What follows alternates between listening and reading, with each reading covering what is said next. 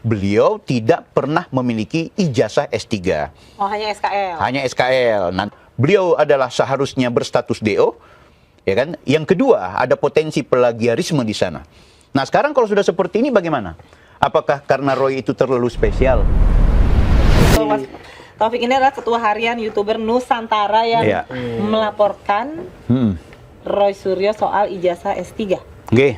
Kenapa Mas? Langsung aja. Masalahnya di mana itu Mas? Ini pada kepo nih Mas. Pada kepo dari tadi. Jadi memang terima kasih nih Mbak dan kakaknya. Mohon maaf saya terlambat. Saya secara kebetulan baru datang dari Kementerian Pendidikan Tinggi dalam rangka memberikan follow up untuk kita melaporkan adanya dugaan problem atau permasalahan akademik yang berkaitan dengan Mas Roy Suryo ini. Dan yang kedua adalah selain problem masalah akademik yang berkaitan dengan perkuliahan beliau, kita juga melaporkan adanya dugaan plagiarisme produk ilmiah, disertasi. Ya, tentu ini sifatnya dugaan, meski demikian kita juga mempertanggungjawabkan dugaan tersebut.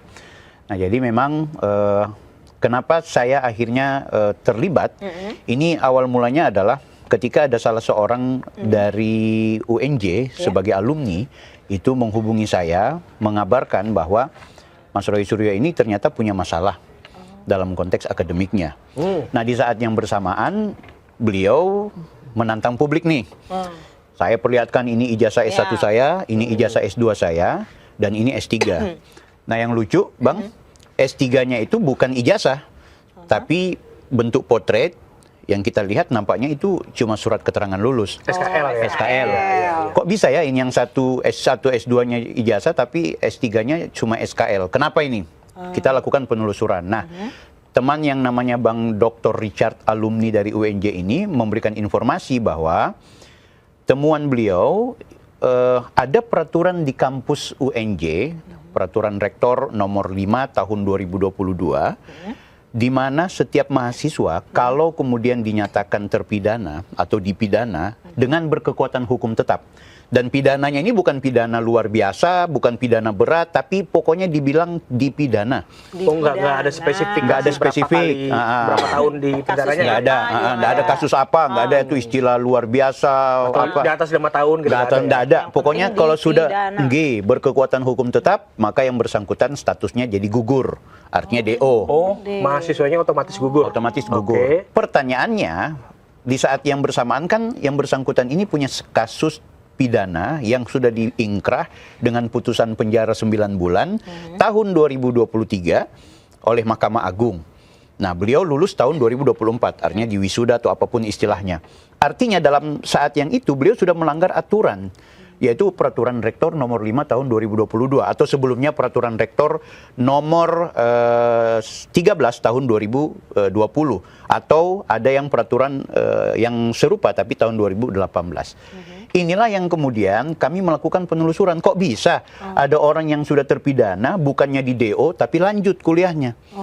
Kami kemudian melakukan podcast ya. Saya membuat semacam ya ibaratnya kita kepingin dapat informasi dari Mas Roy Suryo sendiri. Nah, beliau ini kan orang yang paling terkenal reaktif lah ya. Setiap ada isu dia langsung. Tapi khusus soal ijazah ini nampaknya beliau cukup lama membiarkan. Kan gitu. Bahkan kami menduga, loh ini ijazahnya nggak ada S3. Bahkan disertasinya di website itu nggak ada. Maka dicek tuh Bang ya? Sudah dicek. Ya. Tapi hari ini sudah ada ijazahnya, yaitu setelah kekisruhan ini gitu kan. Makanya kami datang ke UNJ, Bang. Kami datang ke UNJ mempertanyakan ke pihak kampus, kenapa ini? Ya kampus secara profesional mereka menjawab, ya kami punya rekam prosesnya. Benar, yang bersangkutan memang sudah kami ketahui sejak kekisruhan ini baru kita dapat petunjuk bahwa dari pihak rektor ya, ini benar-benar melanggar peraturan. Nomor 5 tahun. Iya, ini wakil rektor yang bilang. Memang kalau mau lihat dari problem dan peraturan ini ya ada yang dilanggar gitu. Kan gitu. Kemudian yang kedua, kami sudah mencoba membuat tim untuk melakukan pengkajian lebih dalam. Makanya ketika Mas Roy bikin konferensi pers mengatakan saya sudah atas nama, ya itu kan nggak bisa. Masa atas nama kampus terus dia yang menjadi humas gitu kan nggak bisa. Jadi artinya sebenarnya sekarang kampus UNJ sedang melakukan pengkajian lebih dalam.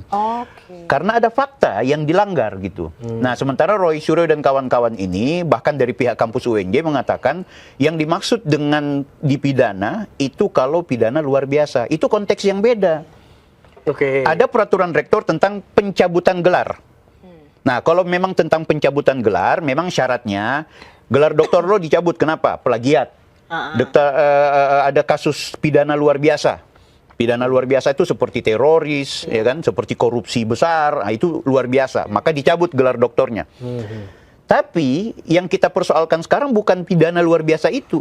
Kita kembali ke rektor yang di saat dia jadi status mahasiswa. Makanya kami nanya ke UNJ, datang baik-baik, kita diskusi bagus-bagus, kita pertanyakan kenapa ini. Ya ada pengakuan. Hanya memang dari pihak kampus UNJ mengatakan, ya kami tidak mendapatkan salinan putusan dari Mahkamah Agung. Ya pertanyaannya, emangnya Mahkamah Agung akan melampirkan atau akan mengirimkan semua hasil putusannya ke lembaga kampus? Jadi maksudnya Mas Roy Suryo ini sudah menerima ijazah S3, tapi ternyata ada prosedur yang dinilai cacat tadi. Memang beliau sebenarnya belum mendapatkan ijazah S3. Nanti setelah kekisruhan ini muncul, kami sudah datang ke UNJ, beberapa hari kemudian beliau langsung datang ke kampus. Ternyata memang UNJ memastikan yang bersangkutan belum buat disertasinya, belum dikirimkan, belum diberikan. Saya rasa lucu juga, masa disertasi yang habis ujian tidak diberikan ke kampus. Gara-gara disertasi tidak diberikan, makanya tidak muncul di website. Syarat untuk mendapatkan ijazah dan syarat untuk diwisuda sesungguhnya harus menyelesaikan dulu beberapa administrasi. Salah satunya misalnya pinjam di perpustakaan, ada nggak masalah administrasi. Biasa kan seperti itu kan. Makanya Mas Roy itu ternyata sampai dengan beberapa pekan yang lalu, setelah lulus mendapatkan surat keterangan lulus dari UNJ, beliau tidak pernah memiliki ijazah S3. Oh, hanya SKL? Hanya SKL. Nanti kemarin beberapa hari yang lalu beliau konferensi pers, itu baru datang dari UNJ. Saya secara sah mendapatkan A, B, C, D. Padahal dari pihak kampus masih membentuk tim. Oh, kan jadi gitu. belum ada ijazah yang ditunjukkan itu belum ada? Enggak, ijazah sudah diambil. Cuma maksudnya kekisruhan atau problem Mas Roy Suryo ini belum selesai. Belum selesai. Ingat ya Bang, Mbak, kita tidak bicara ijazah asli, ijazah palsu dalam konteks Mas Roy.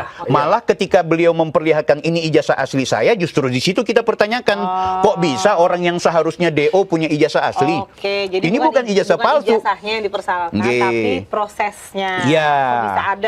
Betul. Nah, adapun saya melaporkan ke Polres, itu kaitannya ketika beliau membuat konferensi pers gara-gara dia punya ijazah, ya ada serangan personal ke saya gitu. Ada serangan yang menurut saya menghancurkan kehormatan. Ya ini saya nggak boleh saya biarin. Tidak boleh kita menormalisasi perbuatan di ruang publik merendahkan orang lain, membuka baju dan memperlihatkan wajah-wajah gambar-gambar yang tidak senonoh dan dipersonifikasi ke orang lain. Itu yang kemudian saya laporkan.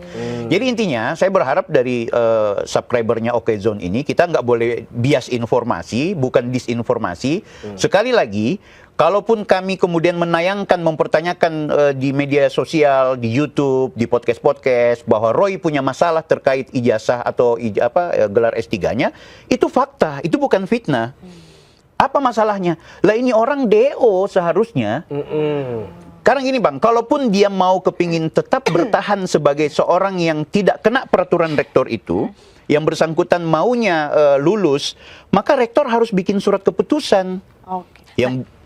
Tapi pada saat ijazah itu akhirnya ada, pihak UNJ nggak tahu kalau Roy Suryo bermasalah? Pihak UNJ waktu saya yang karena versi kami kan gitu, ijazahnya kan jadi gini, memang tidak ada masalah secara proses mendapatkan ijazah itu nggak ada masalah. Ada betul, dia sudah ikut ujian, dia promosi, kemudian dia ada presentasi disertasi, setelah itu sudah dilalui, bahkan dia sudah wisuda walaupun dia tidak mengumpulkan disertasinya. Memang ada yang spesial buat Roy Suryo, padahal dari pihak UNJ sendiri mengatakan dia belum wisuda. Cuma ada foto-foto wisudanya. Ini lucu juga. Apakah UNJ-nya yang salah ngomong? Ini UNJ gimana pernyataan yang aslinya? Berarti UNJ sama sekarang belum mengeluarkan statement resmi. Itu yang kita tunggu. Makanya yang kami kecewa ketika Roy Suryo mengatasnamakan, saya sudah diperintahkan oleh UNJ untuk tidak perlu konferensi pers UNJ, biar saya yang jawab. Padahal yang kami temukan di video beliau minta ke profesor, Pak, biar saya aja yang konferensi pers ya, biar aja UNJ nggak usah. Jadi bukan UNJ yang minta ke dia yang meminta diri gitu kan. Jadi penyesatan opini inilah yang menurut saya perlu kemudian kita luruskan. Dan sekarang kan Mas Roy dan teman-teman sedang menyusun untuk melaporkan saya. Saya sih nggak takut karena bagi saya tidak pernah memfitnah dan saya justru mengatakan semua yang saya sampaikan tentang problem akademiknya Mas Roy itu adalah fakta. Pertama, beliau adalah seharusnya berstatus DO, ya kan? Yang kedua, ada potensi plagiarisme di sana.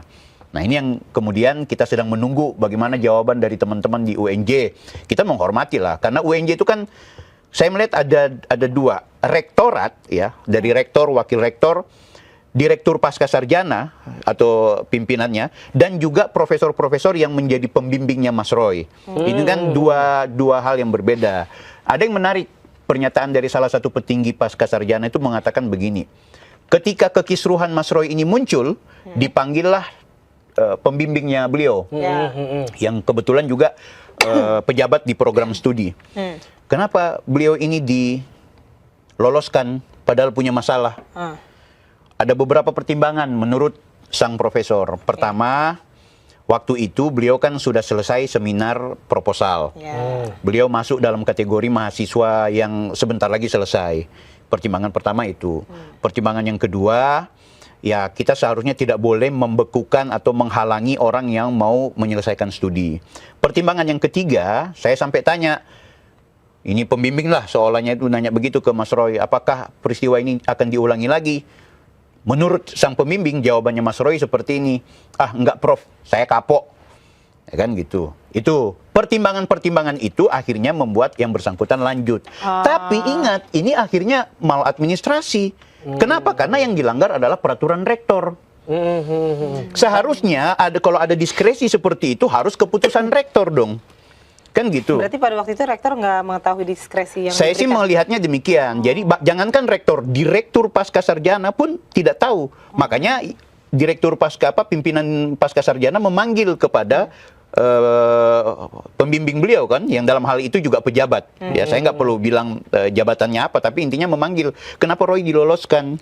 Jadi pertimbangannya itu. Nah, kalaupun mau pertimbangan seperti itu, mending hapus aja peraturan rektor. Ngapain sih ada tulisan peraturan rektor bagi mahasiswa yang dipidana dan berkekuatan hukum tetap, maka dia akan gugur. Hapus aja peraturan itu. Nah, sekarang kalau sudah seperti ini bagaimana? Apakah karena Roy itu terlalu spesial? Sekarang misalnya besok terjadi ada orang dipidana, kebetulan dia program pasca sarjana di UNJ, dia kena pasal itu, dia akhirnya di DO. Kira-kira gimana? Ada perbedaan perlakuan. Yes. Oh enggak, kami akan perlakukan seperti Roy Suryo. Kalau begitu, peraturan rektornya hapus, dihilangkan klausul atau redaksi tentang hal itu. Berarti ini ada yang tidak satu suara lah ya di UNJ terkait dengan potensinya demikian. Makanya diduga. Kami datang ke Dikti, meminta kepada Dikti, tolong ini dievaluasi. Karena ini kan berkaitan dengan kampus yang kemudian menjadi kewenangan Kementerian Pendidikan Tinggi. Tolong dievaluasi. Ya tentu juga kami menghormati teman-teman di UNJ. Mereka juga sedang berproses melakukan penyelidikan, melakukan kajian mana aspek hukumnya. Apakah kemudian gelar Roy Suryo akan dicabut? Ya kalau seandainya itu menjadi sebuah kebijakan yang harus dilakukan, kenapa tidak? Karena orang ini sudah membuat energi publik mempercayai beliau untuk meyakinkan kepada masyarakat, saya adalah peneliti, saya adalah ahli, saya adalah lulusan doktor, yang kemudian saya punya pengetahuan melihat ijazah orang yang namanya si ini dengan angka 99,9% palsu. Nah, kita kan semua terpolarisasi nih, Mbak. Bang. Kita terpolarisasi dan kita meyakini beliau. Akhirnya kita ternyata dibodohi. Ternyata orang yang selama ini keluar-keluar sebagai seorang ahli, seorang yang seolah-olah perfect dalam dunia akademik, ternyata cacat. Gak sempet baca? Dengerin aja, klik icon text to speech di okezone.com.